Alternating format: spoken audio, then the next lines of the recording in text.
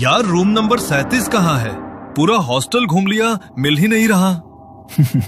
क्या ढूंढ रहे हो? लगता है नए हो हॉस्टल में। हाँ, आज ही आया हूँ। सब फ्लोर चेक कर लिए, 3rd, 2nd, लेकिन रूम 37 कहीं नहीं दिखा। ओह, वो रूम बंद है। उसे 4थे फ्लोर पर शिफ्ट किया गया है। ऊपर जाओ, वही मिलेगा। अच्छा, ठीक है, थैंक यू। वैसे एक बात बताऊं, तेरे रूममेट्स थोड़े टेढ़े हैं। रैगिंग से थोड़ा बचकर रहना। ओह, ओके। समीर उसकी बात सुनकर थोड़ा डर गया।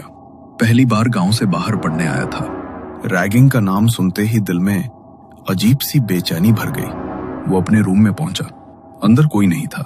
थका हुआ था, इसलिए बैग नीचे रखा और सीधा बेड पर लेट गया। कुछ देर बाद नींद में उसे लगा जैसे कोई हिला रहा हो, और तभी उसके चेहरे पर किसी ने ठंडा पानी फेंक दिया। वो चौंक कर उठ बैठा। अरे, हमारे आने से पहले सो भी गया तू? नया मुर्गा है और हमें सलाम किए बिना बेड पर चढ़ गया। वो जब आया तो कोई नहीं था। बहुत थक गया था इसलिए सो गया। सॉरी। अरे नहीं मुन्ना, सिर्फ सॉरी बोलने से कुछ नहीं होता। पैर छूकर माफी मांग और फिर बाहर जाकर मुर्गा बन, कुकड़ू कू कर सबके सामने। नहीं, प्लीज प्लीज मत करो ऐसा। मैं नहीं कर पाऊंगा। मैं हाथ जोड़ता हूँ, प्लीज मत कराओ ये सब। ओहो, शर्म आ रही है तो फिर एक और चैलेंज ले ले। डरपोक नहीं निकले तो इज्जत बच जाएगी। 3rd फ्लोर पर रूम नंबर 36 के पास एक पुराना कमरा है, बिना नंबर वाला। वही पुराना रूम 37। सुना है वहाँ एक लड़के ने सुसाइड किया था। उसकी आत्मा आज भी वहीं भटकती है। अगर हिम्मत है तो वहाँ जा। बस 10 मिनट रुक जा, अंदर कर लेगा? क्या? वहाँ जहाँ किसी ने सुसाइड किया था? नहीं यार, प्लीज। तो फिर बाहर जाकर मुर्गा बन जा। दोनों में से एक चुन, रूम या रैगिंग। अगर दोनों से मना किया तो कल सुबह तक तेरा नाम हॉस्टल से गायब होगा। ठीक है, जाऊंगा। अच्छा बच्चा, तो फिर रात के ठीक 12 बजे जाएगा, अभी नहीं। और हाँ सुन, ये ले रूम की चाबी। बिना चाबी के अंदर कैसे जाएगा? लेकिन अभी मत जाना। असली मजा तो तभी है जब घड़ी रात के ठीक 12 बजाए। समझ गया ना? विक्की और उसके दोस्त हर नए स्टूडेंट के साथ यही करते थे।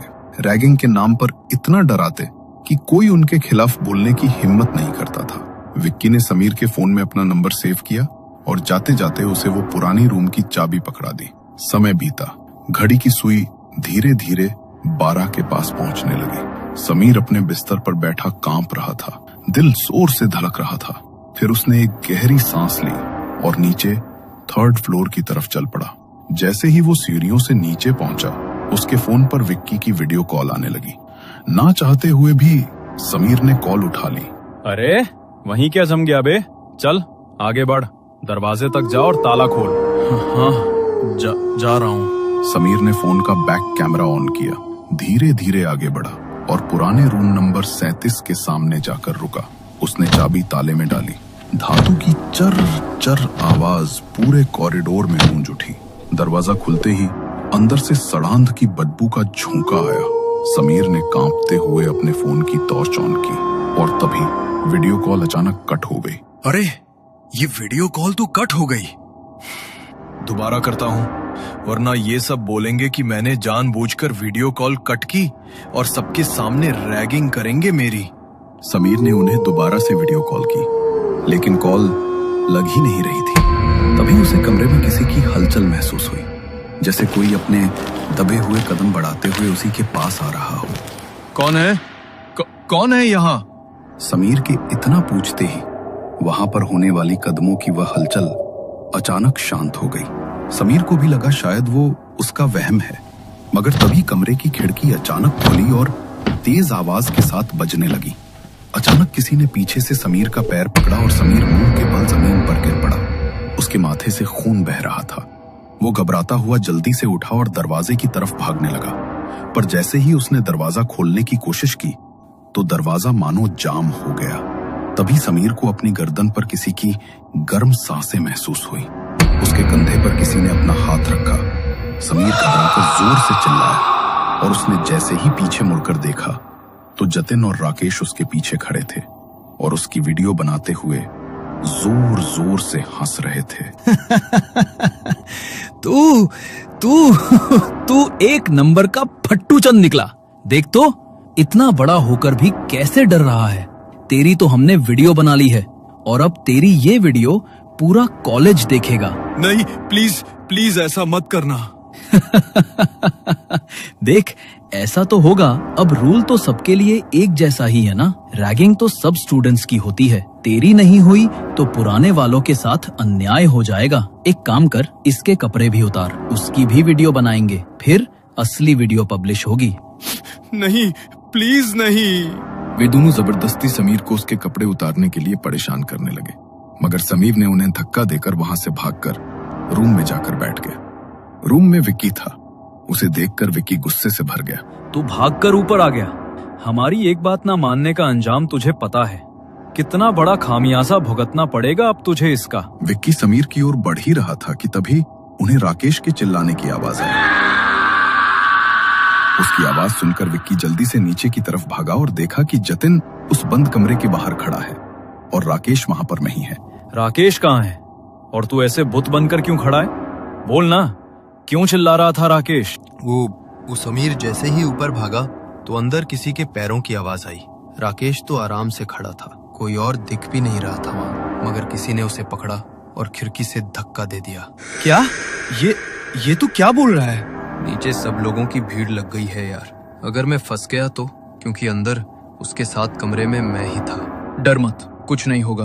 पहले नीचे चलते हैं हम।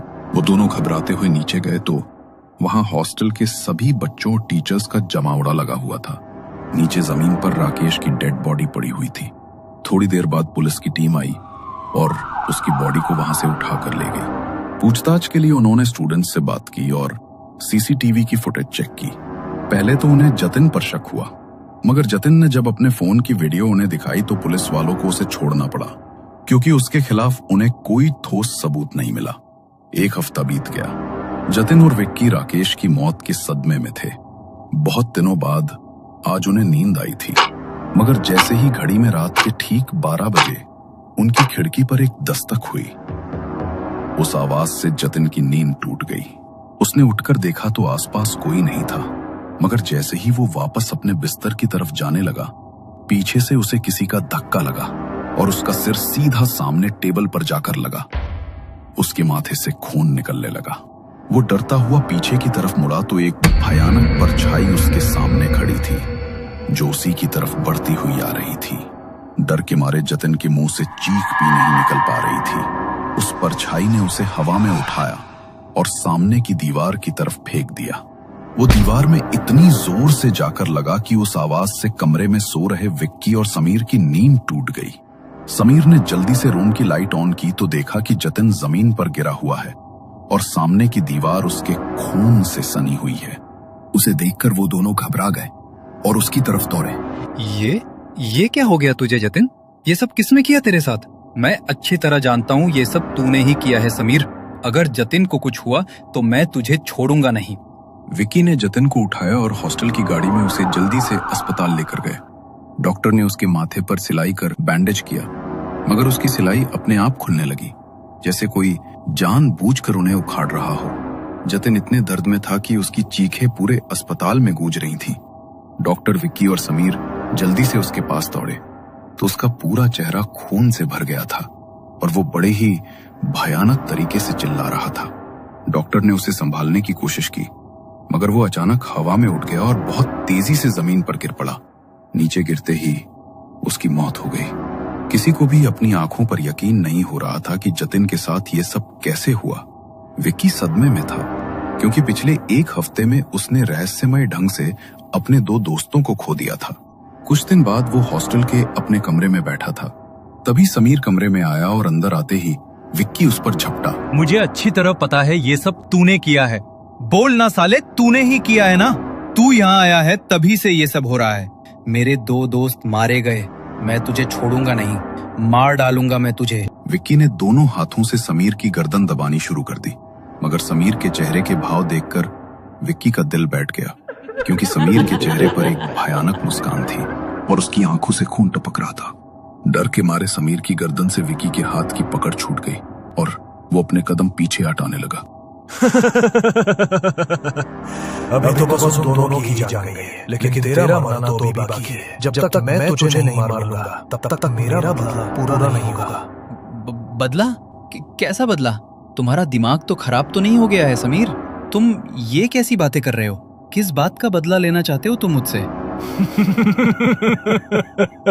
बदला याद करो 11 सितंबर की रात तुमने क्या किया था? भूल गए हो? या मैं याद दिला दूं? समीर ने जैसे ही 11 सितंबर का नाम लिया तो विकी की आंखों के सामने मानो एक फ्लैशबैक चल पड़ा।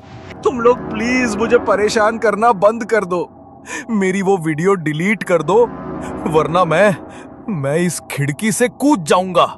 अरे तो कूद जाना, तेरे कूदने से हमें क्या मतलब? तू चाहे जी या मर, इससे हमें कोई लेना देना नहीं है। वीडियो तो डिलीट नहीं करेंगे, कूदना है तो कूद जा। नवीन खिड़की के पास खड़ा था। वो तीनों उसे डराने के लिए जबरदस्ती उसे पुश करने लगे, मगर मजाक में नवीन का पैर सच में फिसल गया और वो सीधा वहां से नीचे गिर गया। गिरते ही मौके पर उसकी मौत हो गई और वो तीनों वहां से भाग गए। नवीन का उसके बड़े भाई समीर के अलावा इस दुनिया में कोई नहीं था। जब उसके भाई को ये बात पता लगी तो वो बुरी तरह टूट गया। नवीन बहुत बार अपने भाई को उन तीनों के बारे में बताता था। समीर उसे वहां से वापस लाना ही चाहता था, मगर इससे पहले वो उसे वहां से लेकर आता, उससे पहले ही वो चल बसा। तू चिंता मत कर मेरे भाई, तेरा बदला तो मैं लेकर ही रहूंगा। मैं अच्छी तरह जानता हूँ उन तीनों ने ही तेरे साथ ये सब किया है, मैं उन्हें छोड़ूंगा नहीं। समीर ने अपने आंसू पोंछे और एक पुराने बुक स्टोर से वो किताब लेकर आया। उसने किताब का एक पन्ना खोला जिस पर घुल लिखा हुआ था और उसके भीतर घुल को जागृत करने के मंत्र और विधियां लिखी हुई थीं। रात के ठीक 12 बजे समीर ने अपने कमरे के बीचों बीच एक सफेद घेरा बनाया और उसके चारों ओर मोमबत्तियां जलाकर रख दी।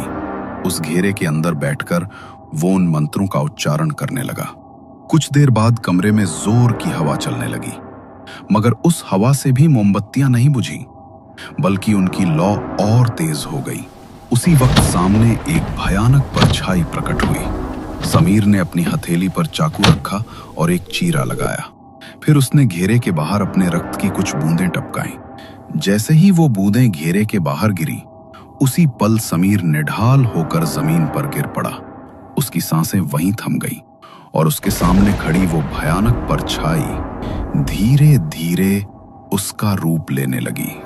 विकी के सामने खड़ा समीर अब समीर में ही था, बल्कि वो उसी भयानक परछाई में बदल चुका था। समीर ने घुल को अपने भाई की मौत का बदला लेने के लिए जागृत किया था और जिस समय उसने उसे अपने रक्त की बूंद भेंट की, उसी समय घुल उसकी आत्मा को अपने साथ ले गया था और उसका रूप लेकर उन तीनों से उसके भाई की मौत का बदला लेने आया था। उसने फिर से समीर का रूप लिया और विक्की की गर्दन को एक झटके में मरोड़ दिया। विक्की जोर से चीखा और जमीन पर गिर पड़ा। राकेश और जतिन के बाद आज विक्की भी जा चुका था और घुल से किया हुआ समीर का सौदा भी अब पूरा हो गया था। घुल अब वापस उसी किताब के अंदर बंद हो चुका है और किसी और का बदला पूरा करने के लिए अब वो किसी का इंतजार कर रहा है।